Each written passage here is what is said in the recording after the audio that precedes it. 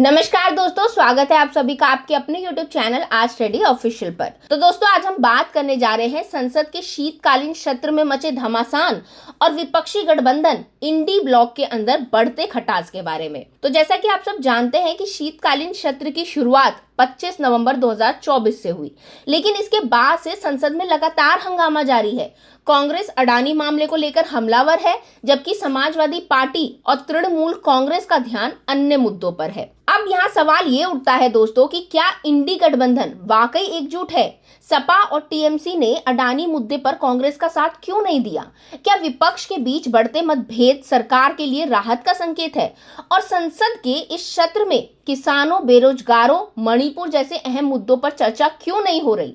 आज दोस्तों इन्हीं सभी सवालों का जवाब आपको इस वीडियो में डिटेल से मिलेगा। तो चलिए शुरू करते हैं। तो दोस्तों सत्र की शुरुआत से ही ना कांग्रेस पार्टी अडानी मामले को लेकर केंद्र सरकार पर हमला कर रही है।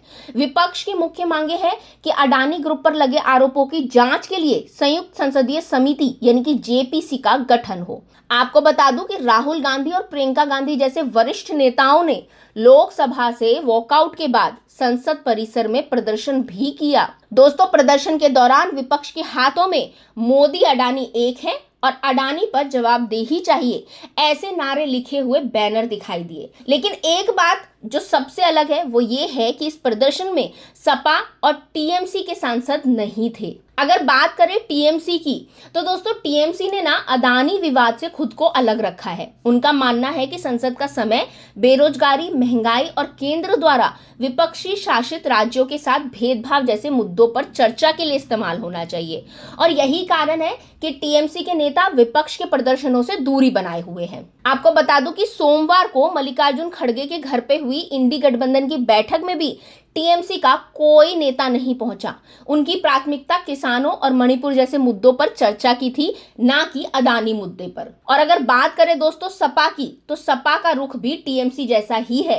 अखिलेश यादव ने संसद में संबल हिंसा का मुद्दा जोर शोर से उठाया, जिसमें 5 लोगों की जान चली गई थी। उन्होंने इस मामले को गंभीर बताते हुए तत्काल चर्चा की मांग की। हालांकि लोकसभा स्पीकर ने इसे शून्यकाल में उठाने की सलाह दी, जिससे असंतुष्ट होकर सपा सांसद वॉकआउट कर गए। आपको बता दूं दोस्तों कि अखिलेश यादव ने स्पष्ट किया कि उनकी पार्टी के लिए किसान, महंगाई और बेरोजगारी जैसे मुद्दे अडानी मामले से ज्यादा इंपॉर्टेंट है। चलिए अब बात करते हैं इंडी गठबंधन की। तो दोस्तों इंडी गठबंधन में एकजुटता का अभाव इस सत्र में साफ दिखाई दिया।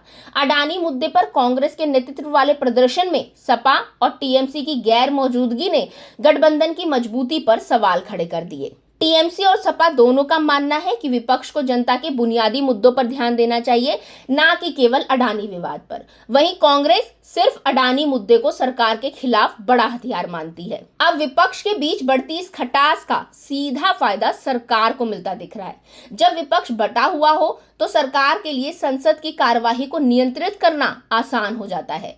इसके अलावा लोकसभा स्पीकर ने यह साफ संकेत दिया है कि अगर हंगामे के कारण सत्र का समय बर्बाद होता है तो इसे सप्ताहांत में भी चलाया जा सकता है। तो दोस्तों संसद का शीतकालीन सत्र और इंडी गठबंधन के अंदर की खटास कई अहम सवाल खड़े करती है। क्या विपक्ष सरकार पर दबाव बनाने में कामयाब होगा या फिर इन मतभेदों का फायदा सत्ता में बैठी सरकार उठाएगी? ये सभी सवाल आने वाले दिनों में और ज्यादा क्लियर होंगे। तो दोस्तों आज की वीडियो के लिए बस इतना ही। अगर आपको ये वीडियो पसंद आया हो तो इसे लाइक और शेयर जरूर करें। साथ ही हमारे चैनल आज स्टडी ऑफिशियल को सब्सक्राइब करना ना भूले।